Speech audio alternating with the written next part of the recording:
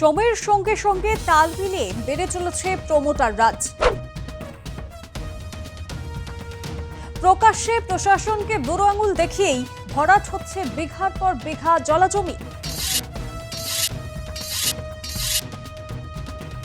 JCB দিয়ে জলাজমি ভরাটের অভিযোগ উঠল হাওড়ার বাঁকড়ায়।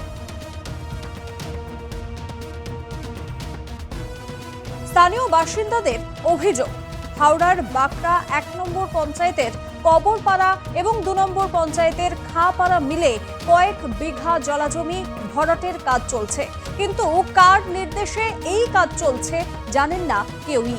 বারংবার স্থানীয় প্রশাসনকে জানিয়েও সুরাহা মেলেনি। স্থানীয়দের দাবি, এমনিতেই বর্ষাকালে জল জমার একটা সমস্যা রয়েছে হাওড়া জেলার একাংশে, ফলে চিন্তায় পড়েছিল এলাকার বাসিন্দারা।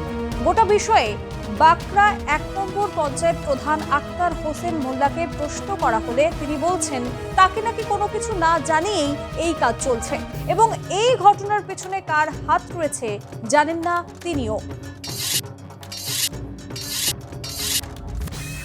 তা আমাকে না জানিয়েই ওরা যখন কে বা কাকে নিয়ে করছে, এটা আপনারা তদন্ত করে দেখুন।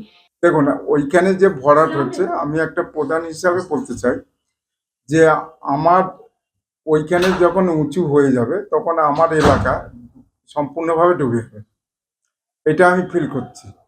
এবং আমি কিছু মানুষকে ওই এলাকা বলেছিলাম, কিন্তু মানুষের সেই রকম আমি সাড়া পেলাম না। যে ওইখানে যেরকম ৫ থেকে ৭ ফুট উঁচু হয়ে যাচ্ছে, তখন আমার এলাকা পঞ্চায়েত এলাকা একদম নিচু হয়ে যাবে, সেখানে বর্ষায় জলটা পাস হবে না, আমরা ডুবে যাব। অনেক মানুষকে আমি বলেছি, তারা কোনো ইন্টারেস্ট আমার দেখায়নি।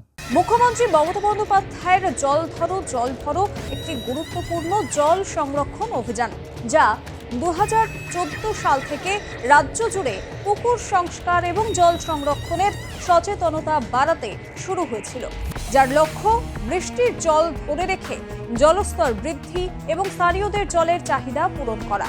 যদিও বিভিন্ন জেলায় এই প্রকল্পের বাস্তবায়ন নিয়ে নানান প্রশ্ন উঠতে দেখা গিয়েছে বারংবার, বিশেষত শহর কলকাতা এবং তার পার্শ্ববর্তী এলাকায় পুকুরের অবহেলা এবং ভরাট হয়ে যাওয়া। শুধু তাই নয়, জলজান্ত উদাহরণ হাওড়ার বাঁকড়ায় জলাশয় ভরাট হয়ে যাওয়া। শুধুমাত্র হাওড়া জেলা বলে নয়, সম্প্রতি নদিয়ায় মাটি মাফিয়াদের দৌরাত্ম্যে প্রাণ গিয়েছে এক ছোট্ট শিশুর। স্কুল থেকে বাড়ি ফেরার পথে রাস্তা পারাপারের সময় ট্রাক্টরের ধাক্কা লাগে তার। ঘটনাস্থলে লুটিয়ে পড়ে শিশুটি। তড়িঘড়ি তাকে হাসপাতালে নিয়ে যাওয়া হয়, পরবর্তীতে অবস্থার অবনতি হওয়ায় মৃত্যু হয় শিশুটির। দীর্ঘদিন ধরে এই কারবার চলছে বলে অভিযোগ স্থানীয় বাসিন্দাদের, অথচ নজর নেই প্রশাসনের। ঘটনায় ক্ষোভ প্রকাশ করেন স্থানীয় বাসিন্দারা। প্রথমেই ভর্তি হয়েছে, এবার তার পরবর্তন ওই যে ও ফেলিতে চলে গিয়েছে, ওখানকার ভাইনারি এলাকার লোক হসপিটালে নিয়ে গেছে, সেলাই মেলাই দিয়ে একটু বাড়ি নিয়ে এসেছিল, বাড়ি এসে বমি করার পর থেকে আবার নিয়ে গেছে, নিয়ে এখন কলকাতাতে গিয়েছে। শুনেছি যে স্কুল থেকে আসছিল, ট্রাক্টর ধাক্কা লেগে পড়ে গেছে, যার পরও পড়েছিল ট্রাক্টরওয়ালা পাইপ বেরিয়ে গেছে, পালিয়ে গেছে। ট্রাক্টরওয়ালা ওর ধরেনি, ট্রাক্টরওয়ালা বাচ্চাটাকে কি হয়েছে না দেখুন।